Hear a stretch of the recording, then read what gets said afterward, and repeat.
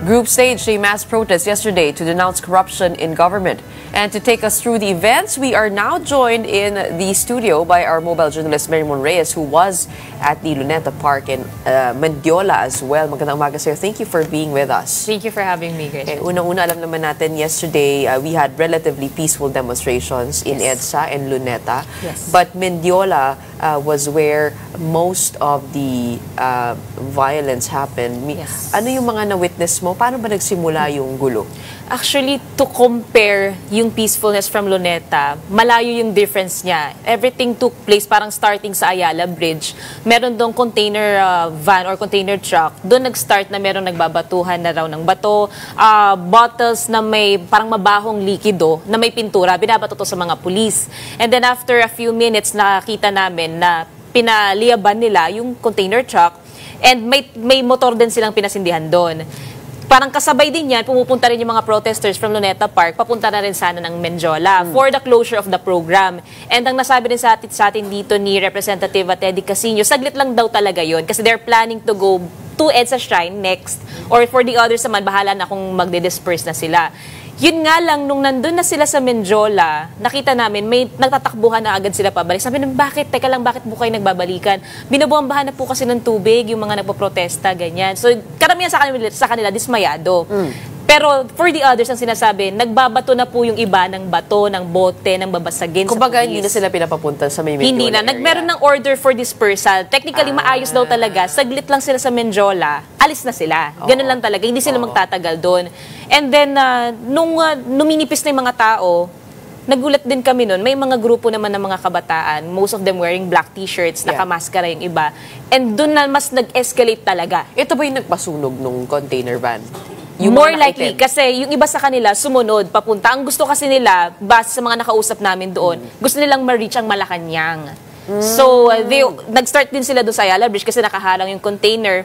And then, diretso sila, Mendiola, makalagpas daw sana para ma-reach nila ang Malacanang. And yung nasabi sa atin, yung iba, nag-abang na sila along Mendiola, along Recto Avenue. Okay. So, medyo nagkagulo-gulo na talaga. Nag-start na siya around 3 o'clock, 3:30 in the afternoon. Tuloy-tuloy na yun.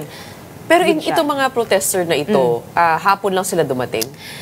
Wala sila nung umaga? Yung mga nanggulo, dalawa ang narrative na nakuha natin. Yung ilan, kasama raw sila from the Luneta Rally, Baha sa Luneta. For the others, nag-abang na sila sa Ayala Bridge or sa Mendiola. So, dalawa yung narrative na nakuha natin doon. Merong mga nag-aabang na rin daw talaga. And nung tanong natin, saan kayo kasama? Sino po bang koalisyon ninyo? May partido ba tayo? Wala. Basta kami lang dito. Gusto lang namin talagang magpahayag daw ng mensahe nila. Anong mensahe nila? Anong sinisigaw nila? Actually, medyo obscene yung mga language na narinig natin most of the time. Yung calling out nila compared sa ibang mga rally, medyo obscene na yung language na ginagamit nila. Meron na silang mga ginagawa na gestures, which is bad. But was it clear what they were fighting for? They were naming political figures na gusto nilang makulong, gusto nilang masangkot ng Pangulo. Hati rin yan ng Pangulo ngayon, ng dating Pangulo, past administrations, mga senador na nasasangkot, mga kongresista, and DPWH officials. Yan yung mga naririnig natin. Even yung mga poste sa kahabaan ng Recto Avenue, nagsispray paint na sila doon. Then yung mga placards din nila, inaano din nila, wini-wave nila yun. Itong paglusob sa hotel, saan nangyari? Diyan din ba sa area na yan? Sa Recto Avenue na yun, yun yung paggabi na. Kasi ang sabi, nagkakarambola ang mga rallyista and yung mga pulis. Pero umabot siya sa point na pinasok nila yung hotel na yon. Yun nga lang, ransacked siya. So nakuha yung isang vault, yung mga yung mga pera daw, mga wallet, mga ID doon sa lobby, Paano sa naman opisina napunta dyan sa hotel na yan? Sabi kasi sa mga nakausap natin doon, meron supposedly kukuyugin na pulis or rallyista. Pumunta raw doon sa hotel, sinundan, dinumog nila. Okay. Yun nga lang, binasag yung salamin, yung pinto ng hotel. At may dala silang Molotov? May Molotov cocktails sila. Ng Molotov? Yung mula doon sa mga kabataan, sila yung mga nagbabato ng Molotov cocktails. Yung mga nakaitim. Yung mga nakaitim. And bukod doon, lahat ng kung ano mang makita nila, bato, tiles, bote, bubog, binabato nila yun every few minutes. Binabato talaga. nila kanino? Papunta sa pulis. Oh, okay. Papunta sa pulis. Yun nga lang, may mga civilian din kasi na nasa side kung nasaan yung pulis. So, syempre, sumisigaw yung iba, tama na, may civilian dito, tama na. Pero, parang hindi siya Di siya tumalab kasi inabot siya 5 hours or more na nandun sa Recto Avenue talaga. Did the police extend maximum tolerance for the rallies here? Ano nakita mo? Kasi nandun si DILG Secretary Yes. Remulla. And nandun din si Mayor Isko. Nung first few hours, parang naka-human barricade lang sila, hawak nila yung riot shields nila, parang naglalakad lang sila. Pero nung umabot na kasi talaga sa point na binabasag na nila, even yung holders yung poste ng mga advertisement, as in basag talaga siya. Doon namin nakita na yung SWAT team, naglakad na. Nung una kasi parang nakaabang pa sila sa may dulo, papuntang Isitan Recto. Pero nung as in nagkakarambola na, tsaka na sila na umabante papunta sa mga to. Medyo nagkaroon pa nga ng Anong ginawa nila palitan doon sa mga nakaitim? Hinuli ba nila? Na-identify ba sila kung sino sila? Kasi nakamaskara sila. Yes. Actually, ang CICC ngayon, they're backtracking for face recognitions. So, babase daw sila sa mga video footages and magre-request din sila sa ilang local media para raw ma-check yung mga muka nitong supposed Pero meron silang mga nahuli? Meron. Oo. Throughout the night, ang dami nilang hinuli nung una kasi parang sinasabi, okay na, tama na. Parang tama na muna, nakakasira na kayo ng property, nakakagulo na kayo dito. Yung sunog pa nga sa tapat ng hotel, akala namin lalaki pa kasi pinaliliyab talaga nila. And, pero nung lumipas yung oras, hindi talaga nahinto. So umabot na sa point na humuli na talaga sila nitong mga nakaitim. Okay, marami kasi kumakalat na balita sa social media na meron daw mga missing, meron din daw namatay. How do we clarify that? Meron ba mga ganong kaganapan? Yung doon sa missing, kasi marami silang hinuli. So, throughout the night, yun, di natin masasabi kung alam ba ng pamilya nila na sumali sila doon sa demonstrasyon na yon or hindi. Pero pagdating doon kasi sa sinasabing may namatay, sa nakita natin, meron kasing isang natamaan ng bato. Okay. So, nabagok siya, natumba siya. And it took some time para dalhin siya via stretcher, alisin. Syempre, yung ibang tao doon, nung nakita nila, ang sinabi nila, uy, patay na yan, wala na yan. Pero sa nakita namin, and doon sa first aid na nag-response, hindi naman siya Mukhang wala namang katotohanan na may casualty. Wala. Sa nakita natin, wala talaga. Injuries malamang meron, pero yung casualty. Marami-rami. Nag-start din siya sa tear gassing kasi nagbato din ng tear gas ang pulis nung simula talaga nung riot nila sa Menjola. And karamihan sa nakita natin mga hinimatay. Yung iba doon ang ginagawa, binubuhusan ng tubig, naghihilamos sila para raw matanggal yung usok. Bukod doon, mga pasa-pasa dahil nga How about on the side of the police? Did you see injured police? Yes, merong mga nabugbog. Nagbubugbugan sila. Nagkukuyugan sila. Police and rioters. Pero sa records ng NCRPO, around 40 policemen ang bilang talaga There na are injured. concerns over police brutality. Did you see anything unreasonable on the side of local enforcement? So far, kasi nung nagkaroon na ng hulihan, sumisigaw yung mga rioters na wala akong ginagawang mali, wala akong ginagawang masama. So, possible na for the others, yung mga nakakanood, they might see it as parang hindi na na-exert yung maximum tolerance. Pero on the side of the police, sa simula, wala tayong nakita talaga na aggression from them kasi nga nakabantay lang sila.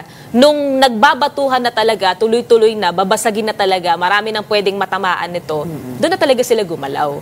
Pero pagdating sa yung sinasabi nilang kung nalagpasan nila or hindi nila natuloy maximum tolerance, parang hindi ko siya nakita kahapon na umabot sa ganung punto. Pero feel ko baka sobrang konting-konti na lang. And how did it end? I mean, paano na-disperse yung crowd na yan? It ended with fireworks. Kasi nung mga 9 magte-10, technically parang natahimik na yung mga tao. Nakaupo na sila sa gilid, yung mga rioters, yung mga nanonood. Tapos may mga nagpa-fireworks dun sa may likod, sa may Pamenjola. So lahat ng mga rioters parang, hey, papalakpak sila ngayon, nagbibideo sila. Kaya medyo ang laki ng shift ng emotion. Tense sila nung una, pero hindi galit ito yung sila. mga violente? O sila pa rin? Halo-halo. Okay. So yung iba parang nakalma, napahinga talaga sila. Pero for the others, parang siguro nag-disperse Mary, na. nakita mo ba yung flag? Yung parang one-piece flag. Yes. And do you feel that this is a different group altogether from the Tindig Pilipinas, the organizers?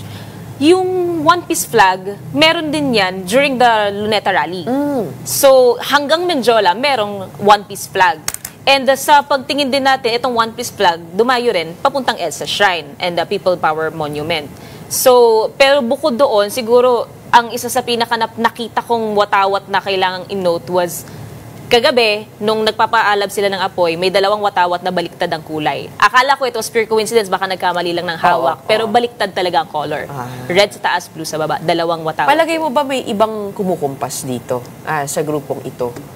Well, it's a question we're yet to answer kasi even the police hindi pa nila ma-identify kung kanino nga ba affiliated itong mga kabataan. And even sila Representative Casino, even si Sir Mangalito na kausap natin, hindi pa din nila talaga ma-identify kung sino mga to. Pero yun nga, even si Representative Renato Reyes, injured siya, marami-rami ang nadamay din. Bilang huling katanungan ko, no, kayo ba, media, kayo ba ikinuyog din? Alam naman natin, pag nakakita tayo ng mga big crowds and rallies, madalas ikaw naging subject ka na nun. Yes. How was your experience? Well, meron tayong fellow reporter na natamaan ng bato while he was doing his live report. Tayo, buti na lang, hindi naman nabubog, nabatuhan tayo ng babasagin. Pero I think it's precisely because nandun kami sa side kung saan pinakamalapit ang pulis. So the direction of yung mga binabato nila, pwedeng sa amin din mapunta. Ano nangyari kay Gary? Was there hate directed at him? Actually, for being part of the media? He was just going to report during that time. He was standing near Menjola Arc, pero doon siya parang ginalaw. So bumaba muna itong si Kuya Gary and hindi natuloy, pero kinakantsawan talaga siya. And if not for the police barrier sa harap niya, parang siguro nilapitan na siya or sinunggapan na siya ng mga to. Pero hinarangan naman ng pulis siya. Well, good to see you that you're safe. Yes, thank you. Despite everything that happened over at Mendiola yesterday, we do know that is the area that has been marred by more violent protests. But you're right. Alamin pa natin yung mga sagot sa ating katanungan. But in the meantime, maraming salamat. Thank you for joining us and for giving us the breakdown of what happened yesterday over from Luneta to Mendiola. We have a mobile journalist, Marymon Reyes, our reporter present at the rallies protests yesterday.